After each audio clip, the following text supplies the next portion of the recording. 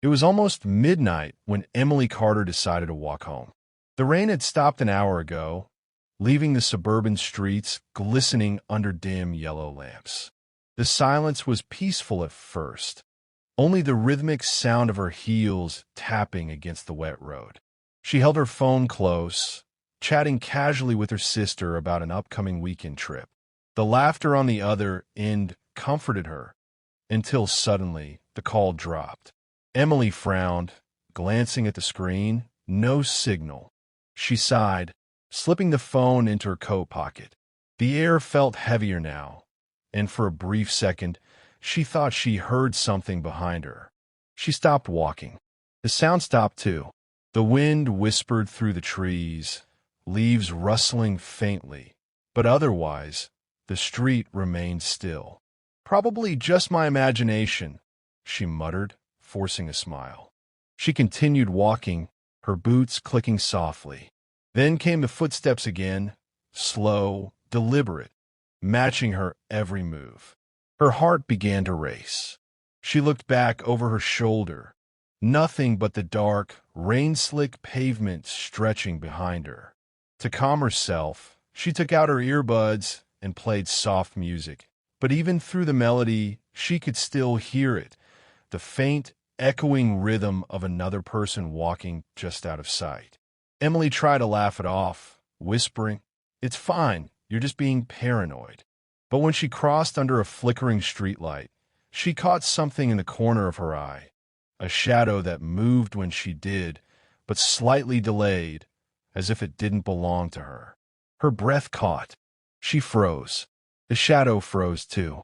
Then the lamp above her flickered violently and went out. She turned, heart pounding, but the street was empty once more. She pulled her coat tighter and began to walk faster. Then from behind her, a faint click-clack of footsteps echoed once again, closer this time. She didn't dare turn around. She just whispered to herself, "Almost home. Just keep walking." Emily's pace quickened, her breath visible in the cool night air. The neighborhood stretched endlessly before her, quiet houses, trimmed hedges, and streetlights humming faintly. But something about the silence felt wrong. The world around her seemed to be holding its breath. Every few seconds, she glanced back, expecting to see someone following, but each time, the street remained empty. Her phone suddenly vibrated. Startled, she pulled it from her pocket. A text message blinked on the screen. "Keep walking. Don't look back again." Her throat tightened. There was no name, no number, just unknown sender. A chill crept down her spine. Who could possibly be watching her right now? She hesitated, thumb trembling over the screen, and texted back. "Who is this?" No reply, just silence. The uneasiness grew unbearable. She stopped in the middle of the road and turned full circle, scanning the surroundings. The wind had completely died. Not a leaf stirred. The sound of her own heartbeat filled her ears. Then, a metallic clang echoed from somewhere behind the parked cars. Emily's head snapped toward the noise, but again, there was nothing. She started recording a voice memo, whispering shakily. "It's 11:48 p.m. I'm on Maple Street. I think someone's following me if anyone finds this." Her voice cracked mid-sentence when she heard the footsteps again, louder, closer, matching her pace perfectly. She spun around and yelled, "Who's there?" The echo of her own voice came back, mocking her. Suddenly, the nearest streetlight blinked out, plunging the road into semi-darkness. Only the weak moonlight remained. She stepped backward, phone trembling in her hand. Then she noticed it, a faint reflection in the car window beside her. Someone was standing just a few feet behind her. Emily gasped and turned sharply. Nothing. The street was empty again. Yet, when she looked back at the window, the reflection was still there, smiling faintly. Her scream shattered the night. Emily's scream faded into the night, swallowed by the mist. Her pulse thundered in her ears as she stumbled backward, eyes darting between the reflection and the empty street. The air had turned colder, unnaturally cold. Desperate to escape whatever was happening, she remembered the old park that cut across her neighborhood. It wasn't safe at night, but neither was this endless, haunted street. She broke into a run. Her footsteps splashed through puddles, echoing through the deserted road. After several blocks, she reached the entrance gate of Evergreen Park, its rusted metal hinges creaking in the wind. The pathway inside was dimly lit by yellow bulbs, half of them dead, the others flickering weakly. Trees loomed tall and silent, their branches bending like black arms above her. She slowed down, trying to steady her breath. The air smelled of damp earth and wet grass. Crickets chirped faintly, and for a moment, she thought she'd left the nightmare behind. She exhaled in shaky relief until she heard it again.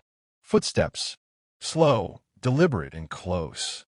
Emily froze. Her flashlight flickered weakly as she turned it on. The beam cut through the fog and landed on the empty swings, gently swaying though there was no wind. She turned the light left. Nothing. Right, nothing. Then she caught a glimpse of something far ahead.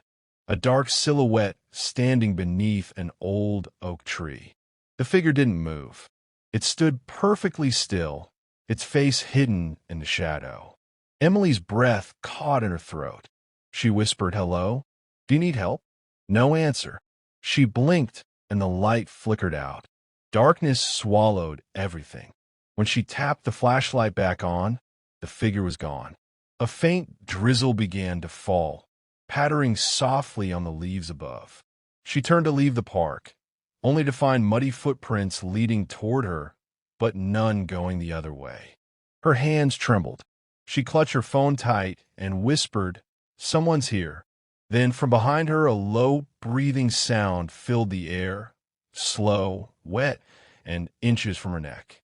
Emily spun around so fast that her flashlight slipped from her shaking hand and rolled across the wet ground, its beam cutting eerie circles through the fog. "Who's there?" she shouted, her voice trembling. No answer, only the sound of her own quick, panicked breaths. She picked up the flashlight and pointed it in every direction. The benches, the trees, the empty path, but the park seemed deserted. Yet, deep inside, she knew she wasn't alone. Something unseen moved with her, silent but present. Her heart pounded so hard it hurt. Then it came, a whisper, soft, close, and unmistakably human. "Emily." She froze completely. Her name. Someone had said her name. Who said that? She yelled, her voice cracking. The echo of her words bounced off the empty playground. No response, only the gentle squeak of a swing moving slowly back and forth in the windless air. The whisper came again, closer this time, right behind her ear. "Emily." Her body went cold. She spun around, flashlight trembling in her grip, but there was no one there. Just a thick curtain of mist. And then she noticed something that made her blood run cold. Her own reflection in a nearby puddle, standing still while she was moving. She took a shaky step back, and the reflection didn't move with her. Instead, it tilted its head slowly and smiled. Emily's breath caught in her throat. She dropped the flashlight, the beam now illuminating her distorted reflection grinning up at her.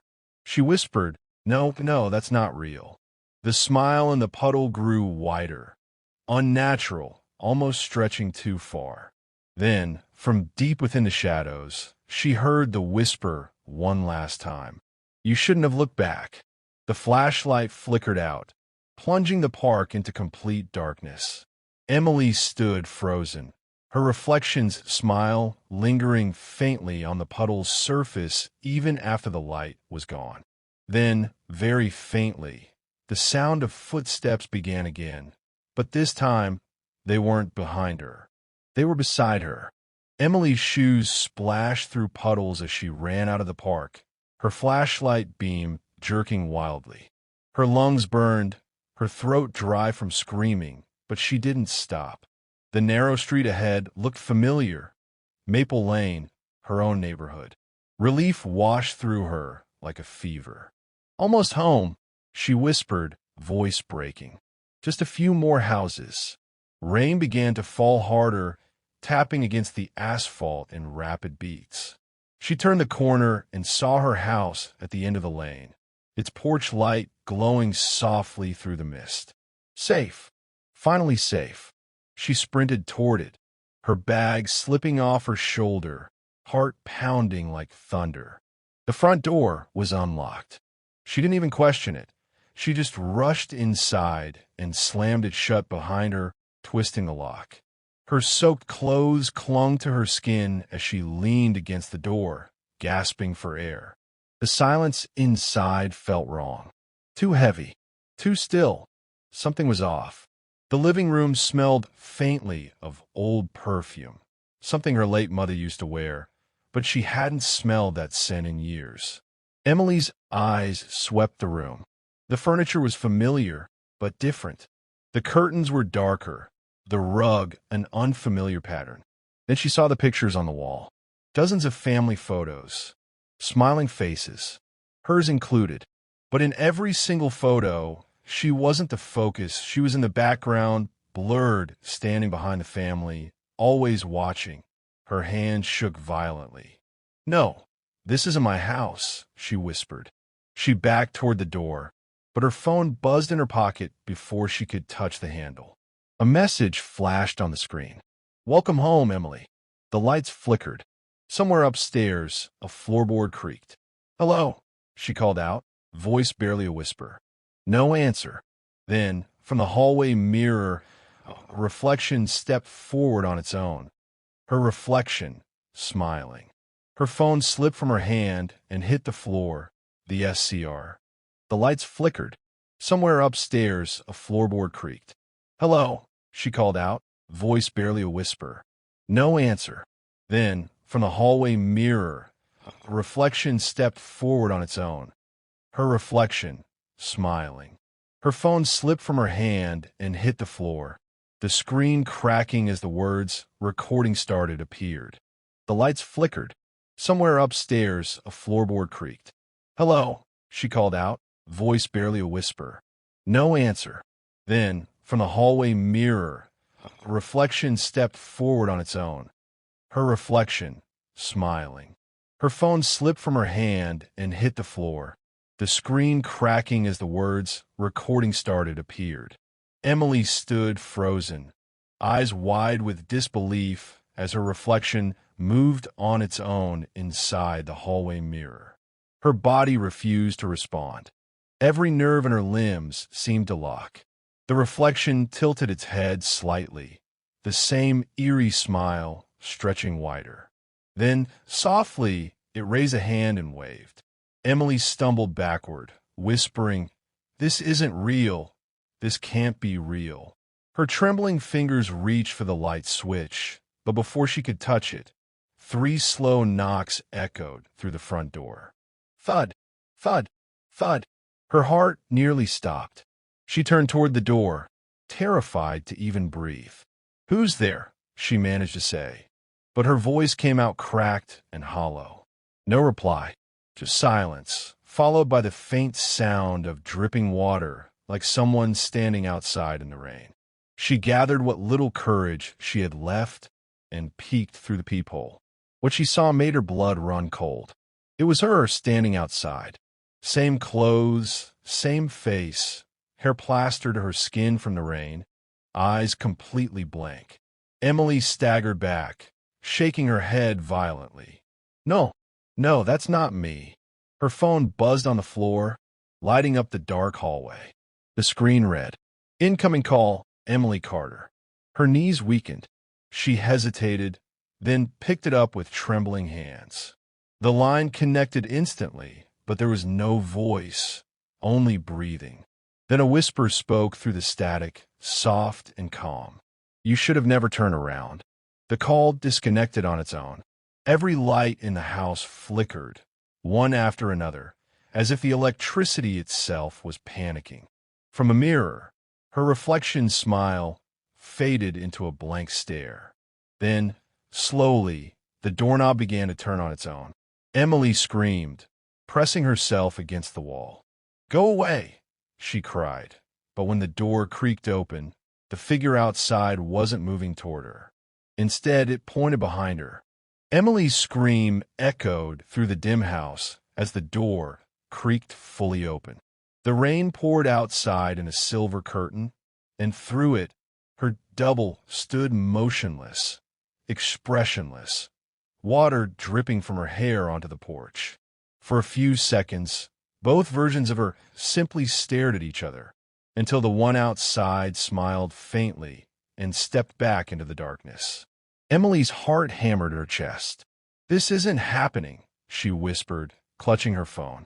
The screen was still cracked, flickering, the voice recorder still running. She turned to run upstairs, desperate to escape, but stopped cold when she saw the wet footprints leading from the front door. They weren't heading inside, they were already there, moving deeper into the house, ***, ahead of her. ***. Every step she took, the floorboards creaked, echoing through the empty rooms. The scent of that old perfume lingered stronger now, mixed with damp earth. Somewhere in the house, she heard faint humming, a tune she recognized. Her own voice. She followed the sound slowly toward the living room. The lights flickered once, twice, then stayed on just long enough for her to see it. Something was sitting on the couch, back turned to her. It was her. Same clothes, same damp hair, sitting perfectly still. The figure turned its head slightly, and Emily's heart stopped when it whispered, in her own trembling tone, "You finally made it home." The lights went out completely. In the pitch-black silence, there was movement, bare feet stepping closer, the creak of wood, and a breath at her ear. Emily tried to scream, but no sound came. The recorder in her hand captured her final trembling whisper, "Please stop following me." Then came a loud thud, a gasp, and silence. The next morning, neighbors found Emily's phone lying on the wet pavement outside her real house, screen cracked, still recording. The final sound capture was faint but clear, footsteps slowly walking away, and then a second set, following.